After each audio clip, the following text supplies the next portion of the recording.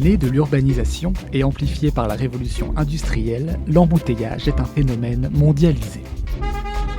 Il n'épargne aucune région du globe, et certainement pas la France, qui a déjà cumulé jusqu'à 866 km de bouchons, un record recensé en août 2009, à la période où les routes s'engorgent et les parkings se vident. Le trafic routier peut être modélisé comme un écoulement de fluide. Le moindre rétrécissement de la chaussée va provoquer un phénomène entonnoir. Les voitures vont venir s'accumuler derrière le goulot d'étranglement. C'est l'embouteillage. Il existe un deuxième type de bouchon, plus difficile à comprendre, car il se produit sans cause apparente, lorsque le trafic est dense. C'est l'embouteillage fantôme. Pour modéliser ce type d'embouteillage, les scientifiques ont introduit dans leur modèle mathématique un paramètre qui caractérise le fait que les conducteurs tentent de conserver une distance de sécurité avec le véhicule qui est devant eux.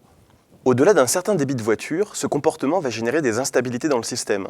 Il suffit qu'une voiture freine brutalement ou qu'un conducteur décide brusquement de changer de fil pour que cela provoque une réaction en chaîne.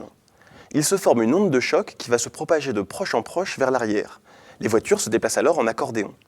C'est par exemple le cas lorsque les conducteurs ralentissent pour regarder une voiture accidentée sur le bas-côté. C'est ce qu'on appelle communément un embouteillage de curiosité. Si l'on impose des restrictions de vitesse aux véhicules, cela permet de limiter le débit et donc de limiter la probabilité de voir apparaître ce type d'embouteillage fantôme. Cela fluidifie le trafic.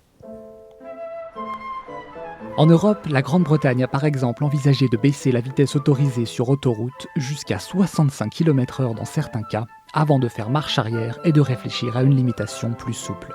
En France, 4 autoroutes très fréquentées de l'Est ont abaissé leur vitesse autorisée de 20 km/h depuis 2009. Dans ces cas-là, le but recherché est autant la diminution des risques et la réduction de la pollution que la fluidification du trafic.